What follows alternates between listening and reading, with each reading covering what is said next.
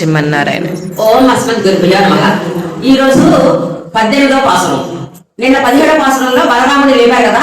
బలరాముడు చెప్పాడు, కృష్ణుడు ఇక్కడ లేడండి, నీలాదేవి భవనంలో ఉన్నాడు అని చెప్పారు. అప్పుడు గుర్తొచ్చింది వాళ్ళకి, అమ్మ ద్వారా స్వామిని పూజించాలి, అమ్మని స్వామిని ఇద్దరిని కలిపి సేఫ్టీగా పూజించాలి, స్వామిని డైరెక్ట్ గా రాకూడదు. అక్కడ గుర్తొచ్చింది వాళ్ళకి. గుర్తొచ్చి నీలా భవనానికి వెళ్ళారు. ఆ నీలాదేవి అనిపిస్తున్నారు, నందగోపుడట బాగా భుజబలం ఉంటుందంట ఆయనకి. మదించిన ఏనుగురైనా సరే లొంగ తీస్తాడట. అలాంటి భుజబలం గల నంద గోపుని కోడలా అని పిలిచారు. అలా ఎందుకు పిలిచారంటే అక్కడ పెద్దలతోటే మనం చెప్పుకోవాలి పేరు. ఇండివిడిగా నేను బలాలని చెప్పుకోకూడదు, బలాల కోడల్ని అలా చెప్పుకోవాలంట. అందుకని నందగోపుని కోడలా అని పిలిచారు. ఇవాళ నీలాదేవి. నీలాదేవి కృష్ణుడికి మేనమామ కూతురు. తొలిగా తాళి కట్టింది నీలాదేవికి ఆయన కృష్ణుడు, ఇంతమంది వారి ఉన్నా కూడా. అయితే ఆమెకి కురులు సహజమైన పరిమళంతో ఉంటాయంట.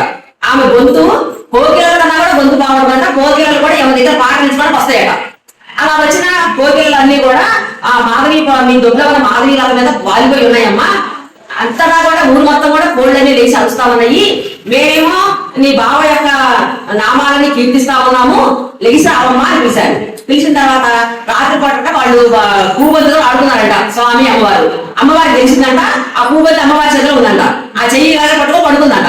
ఆ భూబద్ది పట్టుకున్న చేతులకి మన గాజులు గలగలా సప్పుడు చేసుకుంటూ వచ్చి తలుపు తీయమమ్మా అని పిలిచారు ఈ రోజు అమ్మని నీలాదేవి.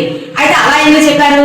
ఆ గాజులు గలగలలాడమని తను తలుపు తీస్తా ఉంటే యువత పక్క మేము మాకు సప్పుడు వినబడితే మా చెవులు లేకుండా ఆ ఆకలి తీరుద్దమ్మా, అట్లా వచ్చి తలుపు తీసి నీ స్వామితోటి మమ్మల్ని స్నానం ఆడించు అన్నారు. అలా అన్నారట స్వామితో స్నానం ఆడించమని. ఇది ఏ స్నానం? మామూలు మన స్నానం కాదు, భగవద్ గుణాలలో మునిగి తేలే స్నానం. అలాంటి స్నానం మీ స్వామితో కలిపి మమ్మల్ని చేపించమ్మా అని ఈ రోజు నీలాదేవిని పిలిచారు. ఈ రోజు నామం నీలా వల్లభ. నీలా వల్లభ అనే నామాన్ని మళ్ళీ రేపు పాసంలో అమ్మగారికి నామం ఇచ్చేంత వరకు ఏ పని చేస్తున్నా కూడా మనసులో మనం చేసుకుంటూ ఉందాం. జై శ్రీమన్నారాయణ.